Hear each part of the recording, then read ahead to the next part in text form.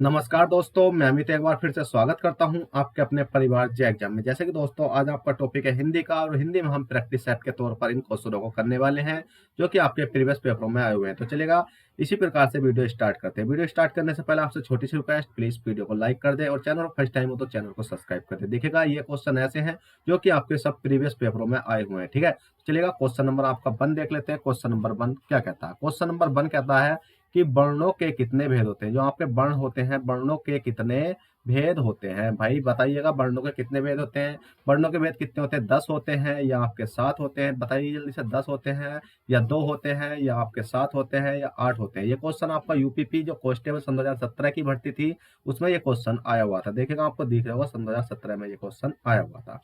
तो चलिएगा बात कर लेते हैं कि वर्णों के कितने भेद होते हैं। तो भाई साहब इसका राइट आंसर हो जाएगा वर्णों के कितने भेद होते हैं? आपके 2 भेद होते हैं। अब आप सोचोगे कि वर्णों के 2 भेद तो होते हैं, वर्णों के 2 भेद कौन कौन से होते हैं? तो वर्णों के 2 भेद होते हैं, नंबर 1 होता है और नंबर 2 होता है। आप सोचोगे नंबर 1 2 कौन सा होता है? तो नंबर 1 तो होता है वो आपका क्या होता है? आपका स्वर होता है। कितना होता है? आपका स्वर होता है।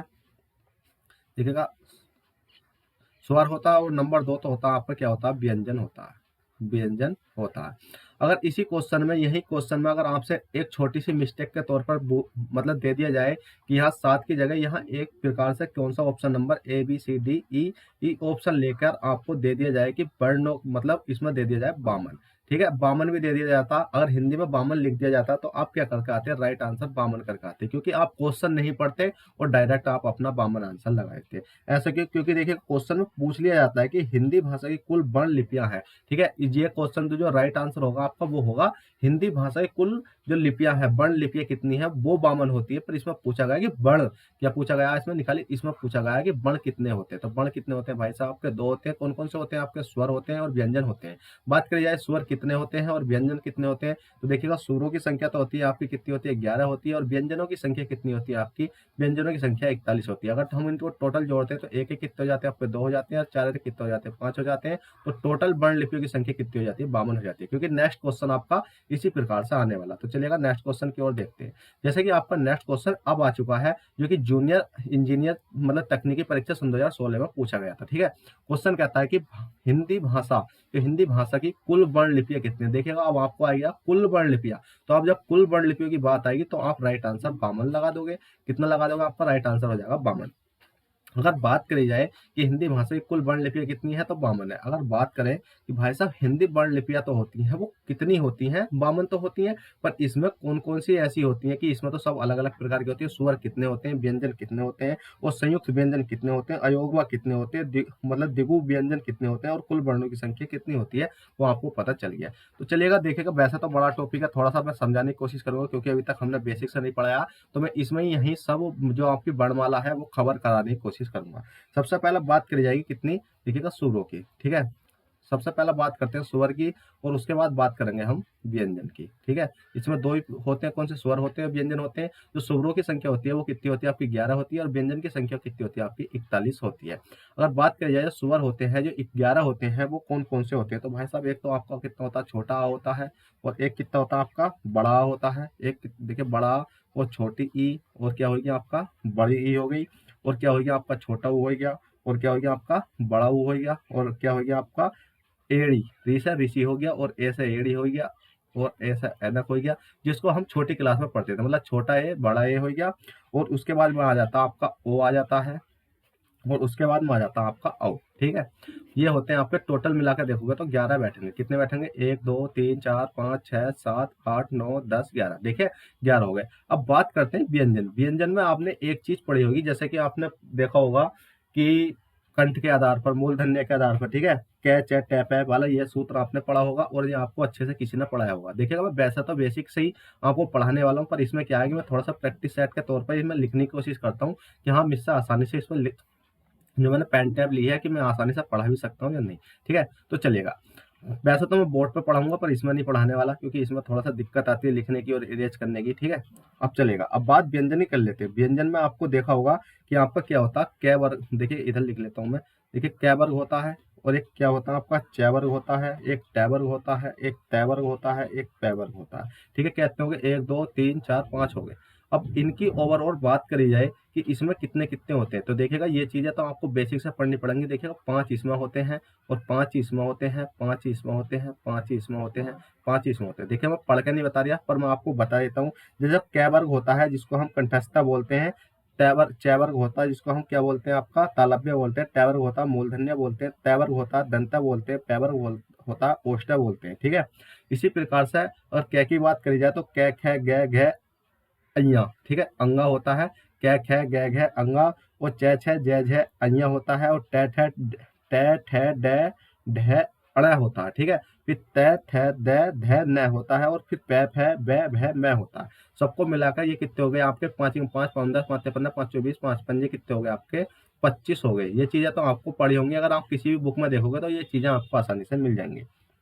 उसके बाद में आपके आते हैं अंतस्थ। कौन से आते हैं भाई साहब, आपके आते हैं अंतस्थ। ठीक है, थोड़ी सी एक मिनट, अंतस्थ है, अंतस्थ कितना होता है अंतस्थ। ठीक है, थोड़ा सा दिक्कत कर रहा है ये, पता नहीं क्यों। अंतस्थ क्या हो गया आपका, अंतस्थ है। ठीक है, अंतस्थ है। अंतस्थ तो होते हैं वो आपके कौन कौन से होते हैं, अंतस्थ होते हैं आपके चार। चार कौन कौन से होते हैं, चार होते हैं ये रे ले बे। कौन से होते हैं, ये रे ले बे। ठीक है, चार होते हैं ये रे ले बे। उसके बाद में आते हैं ऊष्म, क्या आते हैं आपके, उसके बाद आते हैं आपके ऊष्म आते हैं। ये क्या आने वाला है क्या यार, देखिएगा उसके बाद में आने वाले हैं आपके ऊष्म। ठीक है, किस कौन से आते हैं, ऊ सैम ऊष्म। ऊष्म तो होते हैं वो कौन कौन से होते हैं आपके, ऊष्म होते हैं जिसमें कि सब स होते हैं। ठीक है, जैसे कि ऊष्म होते हैं आपके स है। कौन से होते हैं, स और कौन सा हो गया, स और एक है। ठीक है, और आप ओवरऑल जोड़ो इन्हें, कितने हो गए, 25 तो ये हो रहे हैं, और चार चार कितने हो गए, 8 हो गए।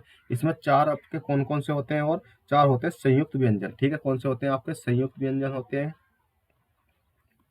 संयुक्त व्यंजन। ठीक है, चार होते हैं आपके संयुक्त व्यंजन, और चार होते हैं आपके संयुक्त व्यंजन। अगर बात करिए संयुक्त व्यंजन कौन से होते हैं, तो छ त्रय गै और ऋषि होता है, मतलब श्रय श्रैमिक होता है। ठीक है, तो छह हो गया एक, तो छह के बाद में हो गया आपका एक त्रय हो गया, और एक क्या हो गया आपका ज्ञ ज्ञानी हो गया, और एक हो गया आपका श्रय श्रैमिक। ठीक है, उसके बाद में अगर आप बात करिए अयोग भा की, ठीक है, अयोग भा, अयोग बाद देखिएगा बोर्ड पे पढ़ा था तो बहुत अच्छे से पढ़ा था इनको, पर क्या है कि यहाँ अच्छे से थोड़ा सा समझ में नहीं आ पा रही है, फिर भी समझने की कोशिश करता। अयोग बाद तो होते हैं आपके, देखिएगा जिनके ऊपर अंकी बिंदी होती है और जिनके लास्ट में अंकी बिंदी होती है। ठीक है, ठीक है, और ये वाला जिसके ऊपर ये वाली अंकी बिंदी है और जिसके लास्ट में अंकी बिंदी है। ठीक है, इनको बोलते हैं अयोग। अगर आपसे क्वेश्चन में पूछ लिया जाए कि ऑप्शन देगा ये वाला छोटा आ दे दे और बड़ा आ दे दे, और ये वाला दे दे और ये वाला दे दे, पूछ लिया जाए कि अयोग बताइए इसमें कौन सा, तो आपको ये वाले लगा के आने हैं। ठीक है, उसके बाद में आपके आते हैं, और रह जाते हैं दो, कौन कौन से रह जाते हैं, द्विगुण व्यंजन। कौन से हो जाते हैं आपके, द्विगुण व्यंजन, द्विगुण। ठीक है, द्विगुण क्या हो जाता है आपका, व्यंजन हो जाता है। ठीक है, द्विगुण व्यंजन कौन कौन से होते हैं आपके, जिनके नीचे डंडा होता है और जिसके मतलब जिसके नीचे डंडा मतलब जिसके नीचे अंकी बिंदी होती है। ये कितने होते हैं आपके, दो होते हैं, और ये कितने होते हैं आपके, दो होते हैं, और उसके बाद में ये कितने हैं आपके, चार हो गए। तो आप गिन सकते हो, देखो आप गिनो, पाँच पाँच पाँच 10 5 15 5 24 5 पंजे 25 25 तो ये हो गए, 25 चार ये हो गए अंतस्थ है, और चार ये हो गए आपके, कितने हो गए, चार और चार, चार चार आठ, चार तिया 12, 25 और 12 और 13 14 15 16। अब अगर आप जोड़ोगे 25 को और 16 को जोड़ कर देखोगे तो 6 5 11 का एक, 2 और 1 3 और 1 4, देखिए 41 ही बैठे ना, टोटल 41 बैठे हैं। तो मैंने आपको 41 बता दिया है कि आपके 41 क्या होते हैं, व्यंजन होते हैं, और 11 स्वर होते हैं। टोटल मिलाकर जो पूर्ण वर्ण लिपियां हो जाती हैं वो कितनी हो जाती हैं, 52 हो जाती हैं। चलेगा, नेक्स्ट क्वेश्चन देख लेते हैं। नेक्स्ट क्वेश्चन क्या कहता है, अब भैया नेक्स्ट क्वेश्चन आपका, कि नेक्स्ट क्वेश्चन कहता है कि निम्नलिखित में से कौन सा अल्प विराम चिन्ह है। ठीक है, निम्नलिखित में से कौन सा अल्प विराम चिन्ह है। अब बताइए जल्दी से, कि आपको इस प्रकार का क्वेश्चन भी आ सकता है, वो भी किस में आया हुआ, यूपी पीजीटी में। ठीक है, यूपी पीजीटी सन 2005 में आया हुआ क्वेश्चन है ये। बताइए जल्दी से, निम्नलिखित में से कौन सा अल्प विराम चिन्ह है। तो देखिएगा अल्प विराम का मतलब होता है कोमा, अल्प विराम का मतलब होता है कोमा, और कोमा का मतलब है ये वाला, right answer option number C. अगर बात करी जाए तो ये तो होता है ये भैया, ये वाला कौन सा होता है, बताइए जल्दी से, बताइए जल्दी से, ये कौन सा होता है, और ये कौन सा होता है, और ये कौन सा होता है, बताओ जल्दी से। अगर आप कमेंट देखिएगा सबसे पहले बात करी जाए कि पूर्ण विराम की, तो पूर्ण विराम तो आपका ये होता है, ठीक है। पूर्ण विराम कौन सा हो गया आपका, ये हो गया। और ये कौन सा होता है, ये तो होता है आपका, बताइए जल्दी से कौन सा होता है,